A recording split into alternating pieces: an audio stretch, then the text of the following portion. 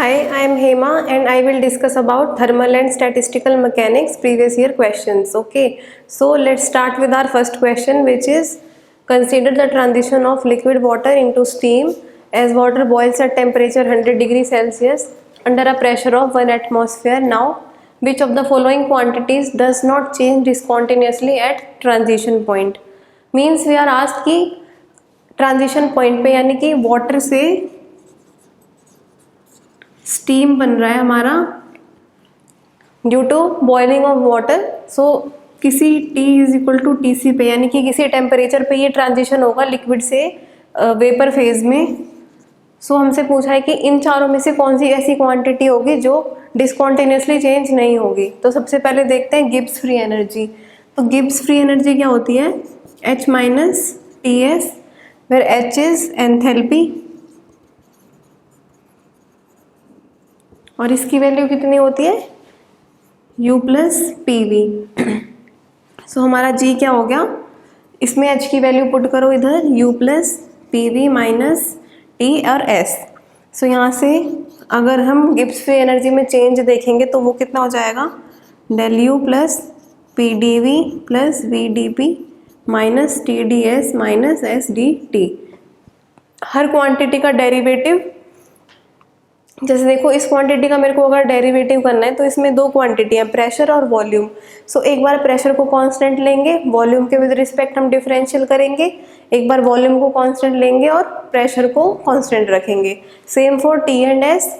अब हमारे पास ये इक्वेशन है, अब हमें इसे रिड्यूस कर सकते हैं।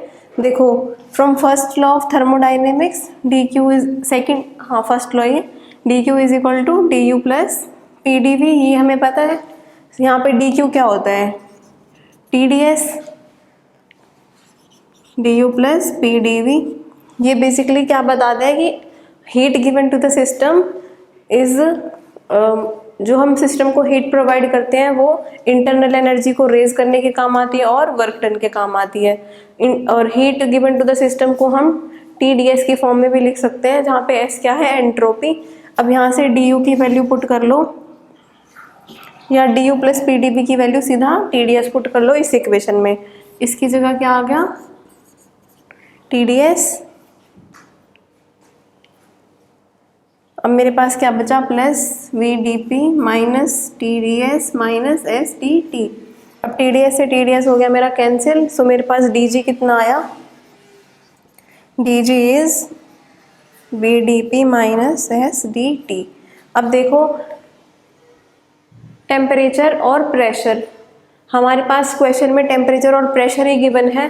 सो टेम्परेचर और प्रेशर के चेंज से हमारी कौन सी क्वांटिटी है जो डिसकॉन्टिन्यूस चेंज नहीं होगी? वो है गिब्स फ्री एनर्जी। क्योंकि यहाँ पे देखो प्रेशर का वेरिएशन आ रहा है और टेम्परेचर का भी वेरिएशन आ रहा है।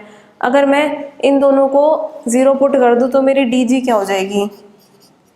dg हो जाएगी ज़ीरो, यानी कि ये डिसकॉन्टिन्यूसली चेंज नहीं हो रहा है, कॉन्टिन्यूस चेंज है। और हम एक और तरह से भी देख सकते हैं कि Gibbs free energy first order differential है, तो ये डिसकॉन्टिन्यूस चेंज नहीं होगा। क्योंकि अगर आप फेज ट्रांजिशन आपने पढ़ा होगा तो उसमें आपको पता होगा कि जो फर्स्ट ऑर्डर फेज ट्रांजिशन है वाटर से स्टीम में, सो उसमें गिब्स फ्री एनर्जी कॉन्टिन्यूस रहती है। अब एंट्रोपी और तो हमारा आंसर क्या होगा? Option A. सो पहले ही हमने चेक कर लिया, लेकिन अगर यहाँ पे टेम्परेचर और प्रेशर ना होके टेम्परेचर और वॉल्यूम होता तो हमारा आंसर होता एंथैल्पी। सो ये पॉइंट आप याद रख लो कि गिब्स फ्री एनर्जी टेम्परेचर और प्रेशर पे कॉन्टिन्यूसली चेंज होती है और जो एंथैल्पी होती है वो टेम्परेचर और वॉल्यूम पे। सो अब देखते हैं next question. So our next question is a particle is confined to the region x greater than 0 by a potential which increases linearly as ux is equal to u naught x. The mean position of the particle at temperature T is, हमें potential given है ux is equal to u naught x, ये इसके multiply में है। So ये हमें potential given है। अब हमें निकालनी है mean position of the particle at temperature T। सो या तो इसको मीन मतलब एक्सपेक्टेशन वैल्यू ऑफ एक्स से कर लो तो उसके लिए वो थोड़ा टीडियस टास्क होगा, क्योंकि हमें कुछ लंबा चौड़ा सा इंटीग्रल सॉल्व करना पड़ेगा। तो इसको विरियल थ्योरम से हम करते हैं। सो विरियल थ्योरम वो क्या होती है, kinetic energy is n/2 of potential energy if potential is described as k to the power of xn। अब यहाँ पे हमारा पोटेंशियल क्या है, u is equal to u naught x, तो x की क्या कितनी पावर है 1, यानी कि हमारा n की वैल्यू हो गई 1। सो हमारी काइनेटिक एनर्जी हो गई 1/2 इंटू v। अब टोटल एनर्जी कितनी होती है, total energy is sum of kinetic plus sum of potential energy. अब यहाँ पे पुट कर दो, हमें आंसर चाहिए, देखो u नॉट आ रहा है, सो यानी कि हमें इसे काइनेटिक एनर्जी की जगह हम पुट करेंगे half of potential. So half of potential plus v, यहाँ से आ गया 3/2 ऑफ v e। ये रिलेशन हमारे पास आ गया। अब हमें पता है कि रूम टेम्परेचर पे जो एनर्जी होती है वो कितनी होती है किसी भी सिस्टम के लिए 3/2 kBT। सो इसको इक्वेट कर देंगे हम।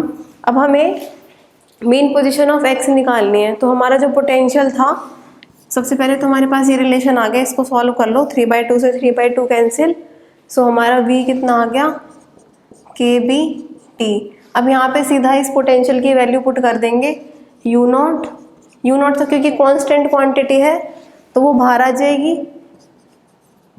अब हमें मीन पोजीशन चाहिए थी, तो हमारी मीन पोजीशन आ गई kBT upon u naught. So option A is correct. अब देखते हैं next. So our next question is a cavity contain black body radiation at equilibrium temperature, the specific heat per unit volume of the photon gas in the cavities of the form CV is equal to gamma T cube, where gamma is a constant. Now the cavity is expand twice its original volume and then allowed to equilibrate at same temperature. The new internal energy per unit volume is। अब हमें question में क्या क्या दिया हुआ है, सबसे पहले तो वो देख लो, CV is equal to gamma T cube हमें गिवन है, और हमें पता है कि कैविटी इज एक्सपेंड ट्वाइस, यानी कि V prime is equal to twice of V। अब हमसे इंटरनल एनर्जी पूछी है per unit volume. So internal energy क्या होती है, du is CV dt। So यहाँ से CV की वैल्यू पुट करो, सो हमारी इंटरनल एनर्जी आ जाएगी gamma T cube dt। So यहाँ पे वॉल्यूम का कोई रोल ही नहीं है इसमें, सो इस जो हमें ये इंफॉर्मेशन गिवन थी इसका भी कोई रोल नहीं है, तो सीधा सीधा मेरा इंटरनल एनर्जी हो गई गामा T की power 4 upon 4। So my option D is correct. So our next question is the internal energy of a system is defined as this quantity where B is constant and other symbols have their usual meaning. Now we are asked about temperature of the system. तो हमें इंटरनल एनर्जी given है कितनी, B s cube upon VN। S यहाँ पे क्या है, एंट्रोपी। सो अगर हम थर्मोडाइनमिक्स का फर्स्ट लॉ देखें तो वो क्या होता है, dq is equal to du plus pdv। अब यहाँ पे क्योंकि इंटरनल एनर्जी E से डिफाइन है तो इसको E से ही डिफाइन कर लेते हैं। मेरे को इंटरनल एनर्जी गिवन है और मेरे को टेम्परेचर निकालना है। सो dq को मैं कैसे पुट कर सकती हूँ, TdS की फॉर्म में। ये सेकेंड लॉ ऑफ थर्मोडाइनमिक्स से आता है। सो dE कितना हो गया, TdS माइनस pdv। अब मेरे को टेम्परेचर निकालना है तो मैं कांस्टेंट वॉल्यूम पे निकालूंगी, क्योंकि ये टर्म ताकि ज़ीरो हो जाए। सो मेरा टेम्परेचर कितना हो गया, del E by del S at constant volume. So temperature is del by del V del by del S। अब E की वैल्यू मेरे को गिवन है B S cube upon VN। Volume को कांस्टेंट माना है, n तो कांस्टेंट पहले से ही है और b भी कांस्टेंट है, तो इसलिए सिर्फ s का डेरिवेटिव होगा एट कांस्टेंट वॉल्यूम।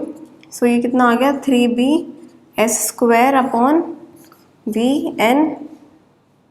सो हमारा ऑप्शन कौन सा हो गया, ऑप्शन बी। सो यही हमारा टेम्परेचर हो गया जो हमें पूछा था। तो बस इसको डेरिवेट करना था सीधा सीधा। अब देखते हैं next question. So our next question is consider a Maxwell distribution of velocity of the molecules of an ideal gas and VMP and VRMS denote the most probable velocity and root mean square velocity. Now we are asked about most probable velocity का ratio with root mean square velocity. So हमसे पूछा है V most probable upon V RMS. अब हमें पता है Maxwell distribution of velocity law से V most probable कितना होता है? V most probable is √2 kT/m और V RMS कितना होता है? √3 kT/m। अब बस आपको इन दोनों का रेशो लेना है। सो ये टर्म्स तो कैंसिल हो जाएंगी, हमारे पास बचेगा क्या? √2/3। सो हमारा ऑप्शन सी करेक्ट है। So our next question is if the number density of free electron gas in 3 dimension is increased 8 times, its Fermi temperature will। हमें नंबर डेंसिटी गिवन है, नंबर डेंसिटी को 8 टाइम्स इंक्रीज किया गया है और हमसे पूछा है फर्मी टेम्परेचर। तो सबसे पहले तो हम फर्मी एनर्जी देखेंगे, फर्मी एनर्जी, क्योंकि फर्मी एनर्जी किसके इक्वल होती है? KB TF के, जहाँ पे TF क्या है? Fermi temperature. अब EF कैसे नंबर डेंसिटी पे डिपेंड करता है? In 3 dimensions EF is equal to h²/2m 3π²n 2/3। ये होता है फर्मी एनर्जी इन 3 डायमेंशंस। यहाँ पे n है मेरा नंबर डेंसिटी, मेरे को बस नंबर डेंसिटी कंपेयर करनी है, तो बाकी सारी टर्म्स को मैं हटा दूंगी, इसका रिलेशन बस देख लूँगी। अब नंबर डेंसिटी को 8 टाइम्स इंक्रीज किया गया है, यानी कि n' is equal to 8n। सो मेरे से T' पूछा है। सपोज कि इनिशियल टेम्परेचर था मेरा T। अब सो EF1 अपॉन EF2 रेशो लेंगे तो ये प्रोपोर्शनलिटी साइन हट जाएगा। सो N1 अपॉन N2 2/3। यहाँ से EF की वैल्यू पुट कर लो, KBTF। सो KBT1 और KBT2, यहाँ से N2 कितना है मेरा? 8 times of N1। N2 is 8 times of N1, तो यहाँ इसको पुट करेंगे। सो 1/8 की पावर 2/3। अब मेरे को T2 निकालना है। सो मेरा T2 हो जाएगा T1/T2 इज 1/8 की पावर 2/3। अब 2 का क्यूब 8 को मैं लिख सकती हूँ, तो ये पावर कैंसिल हो गई, यहाँ पे बचा 1/2 का square which is 4 T1/T2। Now T2 is T1 4 T1, यानी कि जो मेरा फाइनल टेम्परेचर है वो इनिशियल का 4 टाइम्स है। सो मेरा temperature increases by a factor of 4. So option A is correct. So our next question is a system of n non-interacting spin half particles is placed in external magnetic field. The behavior of entropy of the system as a function of energy. अब हमें देखना है कि हमारे spin half particles हैं जो कि किसी मैग्नेटिक फील्ड में है, तो उसकी एनर्जी कितनी होगी? -μ.b। अब क्योंकि स्पिन हाफ पार्टिकल है तो 2 कॉन्फ़िगरेशन हो सकती हैं, स्पिन प्लस हाफ और spin minus half. So energy की भी 2 वैल्यूज हो सकती हैं, ±μb। अब अगर हम पार्टीशन फंक्शन लिखें तो इसका पार्टीशन फंक्शन क्या हो जाएगा? e⁻⁻β ऑफ एनर्जी होता है। सो यहाँ पे 2 एनर्जी की वैल्यू पॉसिबल हैं, सो e⁻+β। एक बार पॉजिटिव एनर्जी के लिए और एक बार नेगेटिव एनर्जी के लिए, तो ये हो जाएगा e⁻⁻μb प्लस e⁻μb और e बीटा, फिर बीटा इज 1/kBT।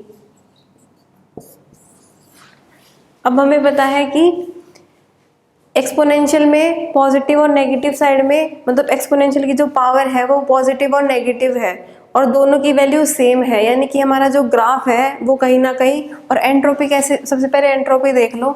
एंट्रोपी क्या हो गया? KB/LN/Z। सो सिर्फ एक लॉग का टर्म आ जाएगा इसके मल्टीप्लाई में, पर हमें देखना है कि जो हमारा ग्राफ है अब वो सिमेट्रिक होगा ई के अबाउट, क्योंकि एनर्जी की दो वैल्यूज़ हैं, पॉजिटिव और नेगेटिव, और दोनों का मैग्नीट्यूड सेम है, बस प्लस माइनस का डिफरेंस है। यानी कि ग्राफ हमारा होना चाहिए सिमेट्रिकल। अब ये ग्राफ तो सिमेट्रिकल नहीं है, ना ही ये ग्राफ सिमेट्रिकल है। ये सिमेट्रिकल हो सकता था, लेकिन इसका जो मिड पॉइंट है वो एनर्जी लाइन के थोड़ा नेगेटिव में लाई कर रहा है, तो ये ऑप्शन भी इनकरेक्ट हो गया। जो हमारा सिमेट्रिकल ग्राफ बचता है वो सिर्फ ऑप्शन ए सेटिस्फाई कर रहा है। और हमें ये भी पता है कि इक्विलिब्रियम कंडीशन में क्या होता है, एंट्रोपी का मैक्सिमाइजेशन होता है। सो यानी कि एनर्जी की ज़ीरो वैल्यू पे एंट्रोपी हमारी मैक्सिमम सिर्फ इसी केस में है। तो इस वाले कंडीशन से भी आप ऑप्शन ए को टिक कर सकते हैं। So next question is a gas of n non-interacting particles is in thermal equilibrium at temperature T.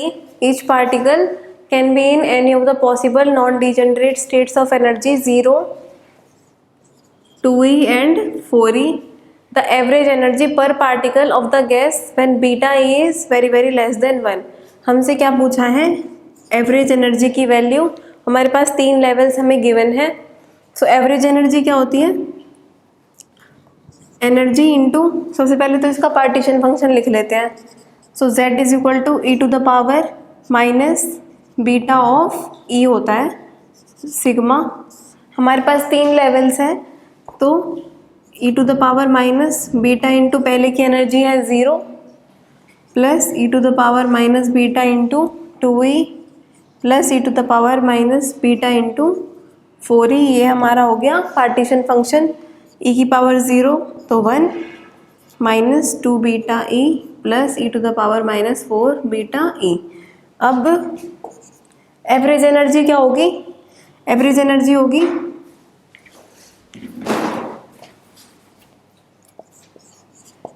पहले लेवल की energy into exponential of minus e to the power भी 0 plus 2e into e to the power minus 2 beta e plus third level की energy है 4e into exponential of minus 4 beta e divide by partition function. ये हमारी हो जाएगी average energy. अब partition function की value इधर ही पुट कर लेते हैं। पार्टीशन फंक्शन मेरा था 1 plus exponential minus 2 beta e plus exponential minus 4 beta e. अब मेरे को कंडीशन गिवन है क्वेश्चन में, beta E is very very less than 1। सो इस इक्वेशन का यूज़ करके हम क्या कर सकते हैं, इन एक्सपोनेंशियल टर्म्स को मतलब एक्सपेंड कर सकते हैं। सो इसका अगर एक्सपेंशन करेंगे तो पहली टर्म तो 0 है यहाँ पे, सेकेंड टर्म अब exponential e to the power minus x को अगर मैं एक्सपेंड करूँ तो उसका एक्सपेंशन क्या होता है, 1 minus x plus x square by 2 factorial minus x cube by 3 factorial and so on. अब क्योंकि beta E very very less than 1 है और ऑप्शंस में सिर्फ ई की फर्स्ट पावर है, तो इसलिए हम इसको फर्स्ट टर्म तक ही एक्सपेंड करेंगे। So exponential of minus 2 beta e का एक्सपेंशन क्या हो गया, 1 minus 2 beta e. Same way में इस टर्म का भी expansion plus 4e 1 minus 4 beta e और डिवाइड में 1 plus exponential of minus 2 beta e का expansion 1 minus 2 beta e plus 1 minus 4 beta e. अब देख लो कि क्या कैंसिल हो रहा है।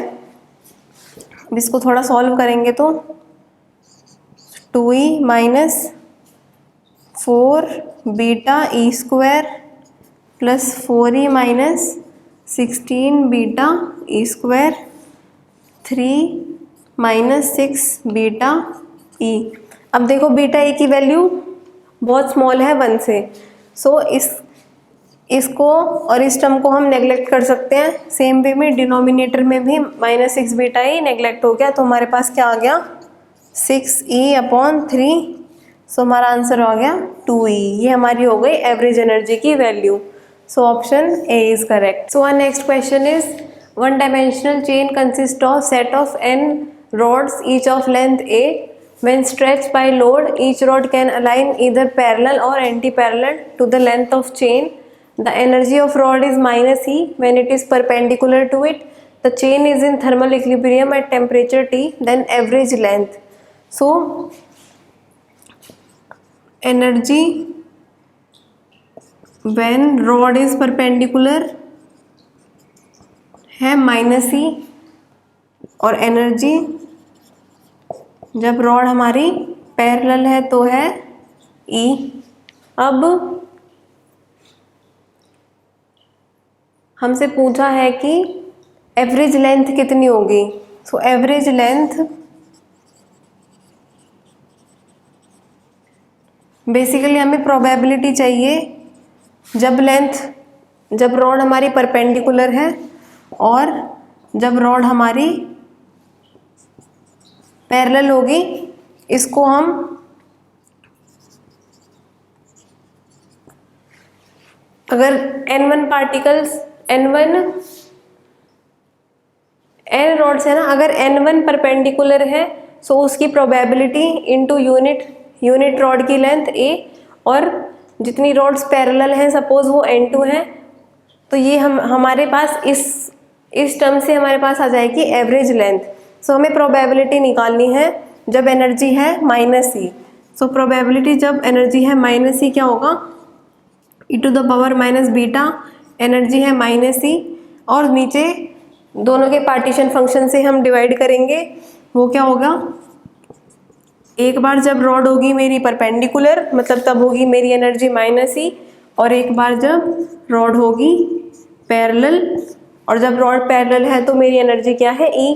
तो यहाँ से आ गई मेरी प्रोबेबिलिटी ऑफ जब रॉड परपेंडिकुलर है. सो ये आ गया e to the power beta e upon e to the power beta e plus e to the power minus beta e. अब ऐसे ही सेम वे में जब रॉड, ये कब था जब रॉड है परपेंडिकुलर, अब निकाल लेते हैं जब रॉड है पैरेलल. सो सेम वे में e to the power minus beta e, नीचे पार्टीशन फंक्शन तो दोनों में ही सेम रहेगा. अब इसको बस उस फॉर्मूले में पुट करना है.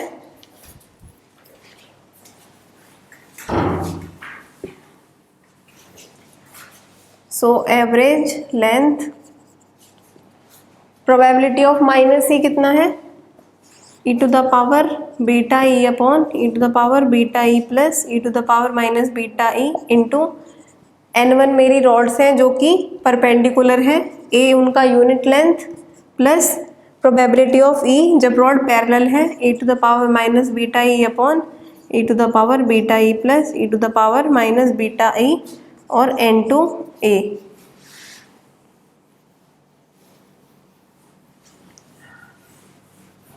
सो हमारे पास एवरेज लेंथ क्या होगी, एवरेज लेंथ हमारे पास ये आ गई जब हमने प्रोबेबिलिटीज़ की वैल्यू पुट कर दी.